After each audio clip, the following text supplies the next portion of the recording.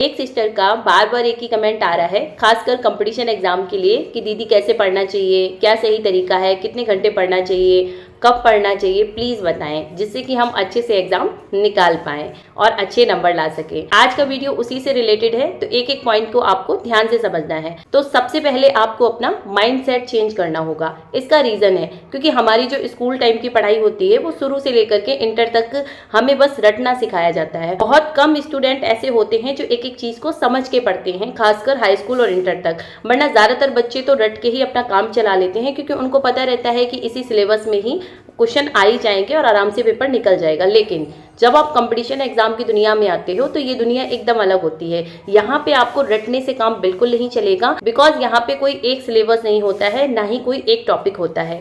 इसलिए आप खुद ही सोचिए आप किस किस चीज़ को रटेंगे, और रटने वाली चीज़ें आपको बहुत लंबे टाइम तक याद नहीं रहती हैं। तो यहाँ पे आपको अब जो पढ़ना है वो एक एक चीज़ को समझ के पढ़ना है, बार बार रिविजन करना है, बार बार लिख के देखना है। आप जब भी किसी भी कंपटीशन एग्जाम की तैयारी कर रहे हो तो प्लीज़ अच्छे से कोर्स परचेज करके ही तैयारी करें। इसका रीज़न है कि आप यूट्यूब के भरोसे ना बैठें, बिकॉज आपको यूट्यूब पर हज़ारों वीडियो मिलेगी, कोई कुछ बताएगा, कोई कुछ बताएगा, जिससे आपका माइंड बहुत ज़्यादा डिस्टर्ब होगा। इसलिए हमेशा एक ही जगह से तैयारी करें एंड एक ही टीचर पर भरोसा रखें, बार बार ना भटकें, नहीं तो आपका आधा टाइम यही डिसाइड करने में चला जाएगा कि कौन सी वीडियो आपके लिए सही है और कौन सी वीडियो गलत है। और आप एक अच्छा प्लेटफॉर्म और एक अच्छे टीचर को ही सिलेक्ट करें, जिससे कि आपका टाइम बेवजह बर्बाद ना हो। एंड अब हम बात करते हैं कि आपको कितने घंटे पढ़ना चाहिए। सबसे पहले तो ये माइंडसेट तैयार रखना है कि आप बिल्कुल भी ऐसी गलती ना करें कि मैं एग्जाम से ठीक 2 महीने पढ़ना शुरू करूंगी, या फिर मैं मैराथन क्लासेस से काम चला लूंगी, या मैं वन शॉट क्लासेस से काम चला लूंगी। ये आपकी बिल्कुल गलत फहमी है। आपको शुरू से ही कम से कम 5 घंटे का टारगेट लेके चलना है। ध्यान रखना, 5 घंटे का टारगेट लेके चलना है, बट ये नहीं है कि आप घड़ी की तरफ ही देखते रहो कि अभी 5 घंटे हुए कि नहीं हुए। ऐसा नहीं करना है। 5 घंटे का कहने का मतलब होता है कि जब आप क्लासेस लोगे तो ऑलरेडी उसमें 2 से 3 घंटे लग ही जाते हैं, जब आप सारे सब्जेक्ट की क्लासेस लेते हो, एंड बचते हैं आपके पास 2 घंटे। तो आपको अपने 2 घंटे रिविजन के लिए ज़रूर देने हैं। तो कुल मिला के आपका ये 4 से 5 घंटे का एक टाइम टेबल हो गया। और ध्यान रखना कि आपको ऐसी गलती बिल्कुल नहीं करनी है कि आपको 4 से 5 घंटे लगातार पढ़ना है, नहीं। बिकॉज अगर आप 4 से 5 घंटे लगातार पढ़ने की कोशिश करोगे तो आप परेशान हो जाओगे और बहुत ज़्यादा दिन तक कंटिन्यू नहीं कर पाओगे। आपको टाइम अपने हिसाब से डिवाइड करना है। मान लीजिए टोटल क्लासेस 3 घंटे की हैं, तो आप ऐसा कर सकते हो कि 1.5 घंटे की अभी आपने दोपहर में ले ली और 1.5 घंटे की आपने शाम को ले ली। एंड अब रिवीजन का टाइम है, तो आप रात को सोने से पहले 1 घंटा रिवीजन करिएगा, एंड मॉर्निंग में आप 1 से 2 घंटा रिवीजन करिएगा। इस तरह से आप अपने हिसाब से मैनेज कर सकते हो। कभी कभी क्या होता है कि मान लीजिए कुछ चैप्टर बहुत ईजी थे जो अपने आराम से मैनेज कर लिए 4 से 5 घंटे में, ठीक है, सारे सब्जेक्ट के। लेकिन कभी कभी चैप्टर इतने ज़्यादा टफ हो जाते हैं कि उनमें 5 से 6 घंटे भी लग जाते हैं उनको पूरा क्लियर करने में, सारे सब्जेक्ट के। इसलिए आपको घंटों के पीछे नहीं भागना है, बल्कि आपको ये देखना है कि आपने जो आज टारगेट लिया है वो पूरा हुआ या फिर नहीं।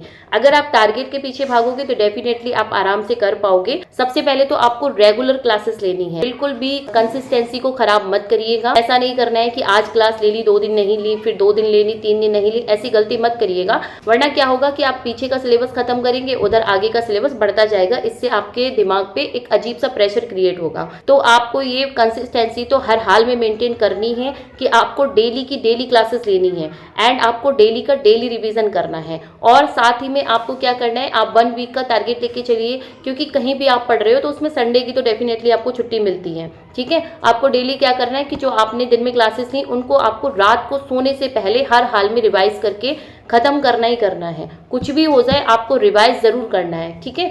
तो ऐसा आप सैटरडे तक कीजिएगा। संडे को आपको कोई नोट्स नहीं बनाने हैं, कोई क्लासेस नहीं लेनी है, एंड कोशिश करनी है कि आपकी कोई क्लास छूटे नहीं। संडे का दिन आपका बस ये टारगेट रहना चाहिए कि जितने भी आपने नोट्स बनाए हैं, जितनी भी क्लासेस देखी हैं, वो सारी रिवीजन करनी है। एंड अगर टेस्ट वगैरह होते हैं तो डेफिनेटली आपको जरूर लगाने हैं।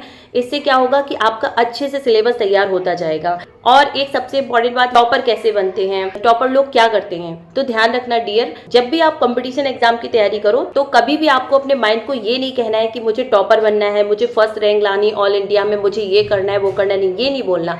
अगर आपने ये बोल दिया तो आपका माइंड इसी चीज़ में घुसा रहेगा और आप बहुत ज़्यादा डिमोटिवेट हो जाओगे कभी कभी, और बहुत ज़्यादा प्रेशर हो जाएगा।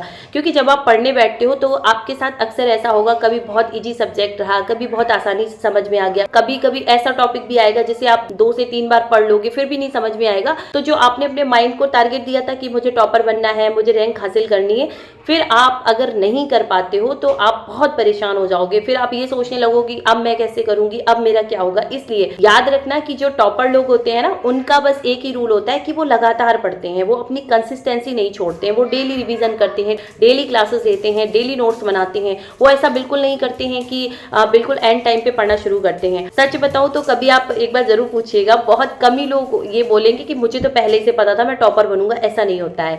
जो टॉपर बनते हैं वो खुद बोलते हैं बाद में, उनका इंटरव्यू देखिएगा कि मैंने इस तरीके से पढ़ाई की, मुझे नहीं मालूम था कि मैं इस तरीके से टॉप कर जाऊंगा। ठीक है, तो कहने का मतलब है कि वो इस चीज़ पे बिल्कुल ध्यान नहीं देते हैं कि मेरा क्या होगा बाद में, वो बस इस चीज़ पे ध्यान देते हैं कि मैं अभी प्रेजेंट में क्या कर रहा हूँ। क्योंकि ध्यान रखिए, आप जिस तरीके से प्रेजेंट में तैयारी कर रहे हो, पढ़ाई कर रहे हो, उसी का रिजल्ट आपको फ्यूचर में मिलेगा। जब भी आप पढ़ने बैठो, जब भी आप क्लास लो, तो बीच में एक पानी की बोतल जरूर रखनी है और बीच बीच में पानी जरूर पीते रहिए। हर 1 घंटे बाद आपको ब्रेक जरूर लेना है 10 से 15 मिनट का। और एक बात याद रखिए कि अगर आप अनमैरिड हैं तो ऐसा बिल्कुल नहीं है कि आपकी लाइफ में टेंशन नहीं होगी, तनाव नहीं होंगे, ताने नहीं होंगे, बिल्कुल होंगे। हो सकता है कि कभी कभी आपको ऐसे ताने सुनने को मिले जिससे आपका पूरा माइंड डिस्टर्ब हो जाएगा। बट ध्यान रखना डियर, टॉपर लोगों की यही खासियत होती है कि वो 1000 ताने सुनने के बाद भी अपनी कंसिस्टेंसी नहीं छोड़ते हैं। और जो नॉर्मल बच्चे होते हैं वो जरा सा उनका मूड खराब होता है, जरा सा किसी ने कुछ कह दिया, बस उसी का बहाना लेके बैठ जाते हैं कि नहीं अब तो इन्होंने मुझसे ये बोला, अब मेरा क्या होगा। कोई कुछ भी बोले, आई नो बुरा लगता है, लगने दीजिए। तो आपको क्या करना है, बाहर निकल जाइए, वॉक करिए, थोड़ा सा नेचर से अटैच रहिए। ठीक है,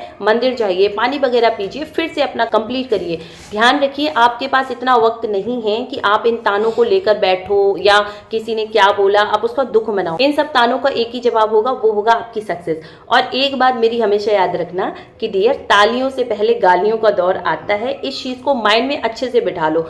जो गालियां नहीं सुन सकता है वो तालियां भी डिजर्व नहीं करता है। और एक बात याद रखना डियर, सक्सेस होने का मतलब ये बिल्कुल नहीं है कि आपको आसानी से मंजिल मिलेगी। जब आप संघर्ष की जर्नी में होंगे तो बहुत बार आप गिरेंगे, बहुत बार आपको उठना पड़ेगा और बहुत बार लगेगा कि यार अब मुझसे नहीं हो पाएगा, मैं नहीं कर पाऊंगा, मेरे बस का नहीं है, ये मेरे साथ क्यों हो रहा है, मैं ये नहीं कर पा रहा हूँ, वो नहीं कर पा रहा हूँ। तो इस तरह के आपके मन में थॉट आएंगे, लेकिन आपको इन थॉट से खुद ही लड़ना होगा। ठीक है, आपको ये बोलना है कि नहीं ये मेरे से ही होगा, मैं ही करके दिखाऊंगा।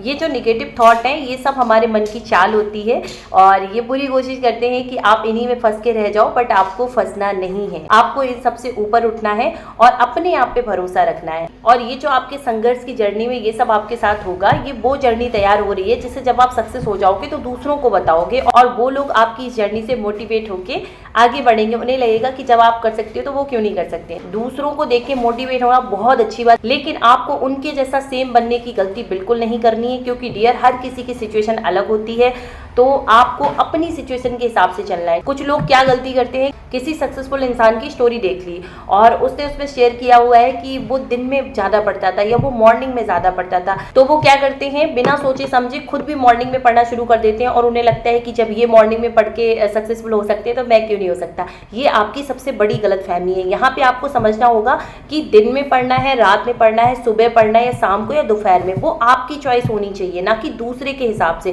क्योंकि डियर, किसी को दिन में पढ़ना बहुत अच्छा लगता है तो किसी को रात में, किसी को दोपहर में, किसी को शाम को। और एक बात याद रखना, यूट्यूब पे आपको हजारों वीडियो ऐसी मिल जाएंगी जिसमें वो बोलते हैं मैं 12 घंटे पढ़ रहा हूँ, मैं 14 घंटे पढ़ रहा हूँ, लेकिन ध्यान रखना वो आपके सामने वीडियो आती है, रियलिटी नहीं आती है। रियल में वो क्या कर रहे हैं आप नहीं जानते हो, तो कभी भी किसी की शरीकत ना करें। ओके, एंड आप जितना पढ़ सकते हो आप अपने हिसाब से अपना टारगेट लेके चलें। जब भी आप किसी एग्जाम की तैयारी करते हो तो आप देखोगे कि एक सब्जेक्ट जरूर ऐसा होगा जिसमें आप डेफिनेटली कमजोर होगे। डोंट वरी, ये सिर्फ आपके साथ नहीं होता है, 90% स्टूडेंट के साथ ऐसा होता है। बहुत कम स्टूडेंट ऐसे होते हैं जो हर सब्जेक्ट में एकदम मजबूत होते हैं। तो आपको क्या करना है, जिस सब्जेक्ट में आप बहुत ज्यादा वीक हो, बहुत ज्यादा कमजोर हो, उस पर ज्यादा टाइम देना है। ज्यादा टाइम देने का मतलब ये बिल्कुल नहीं है कि जो आपके सब्जेक्ट सही है आपको उनको इग्नोर कर देना है। ऐसी गलती ना करें, आपको उनको भी लेके साथ में ही चलना है। सरल सब्जेक्ट है जो आपको आसानी से समझ में आ रहा है, आप उसे आधे घंटे में मैनेज कर लोगे। तो जो आपका टाइम बच रहा है उसको उस सब्जेक्ट में लगाइए जो आपका सबसे ज्यादा वीक। ऐसा बिल्कुल ना सोचे कि ये मैं एग्जाम से कुछ दिन पहले ही पढ़ूंगी और ये तो मुझे आता है, ऐसा ना करें। अगर आप ऐसा करते हो तो डेफिनेटली आप धोखा खाओगे। तो आपको अगर सक्सेसफुल होना है तो सबको साथ में लेके चलना ही होगा। बस आपको देखना है कि आपको किसको ज्यादा टाइम देना है, किसको कम टाइम देना है। और लास्ट में मैं आपसे बस ये कहना चाहूंगी कि जब आप सोने जाएं तो एक डायरी बना के रखें और ये ज़रूर चेक करें कि आपने आज का टारगेट पूरा किया या नहीं। अगर आपने अपने टारगेट से मक्कारी किए तो आप खुद को ज़रूर ये बताएं कि आप जितनी मक्कारी करेंगे खुद से, आप उतने ही कदम पीछे जाएंगे, ठीक है। और ध्यान रखना, आपको नींद तभी आनी चाहिए रात में जब आपने अपना टारगेट पूरा किया हो। तो ईमानदारी से अपना टारगेट पूरा करिए और ध्यान रखना कि सफलता का कोई शॉर्टकट नहीं होता है डियर, उसके लिए आपको मेहनत करनी ही पड़ेगी, खुद के प्रति ईमानदार रहना होगा। तो आई होप आपको एक एक पॉइंट क्लियर हुआ होगा। तो कमेंट में ज़रूर बताएं एंड राधे राधे।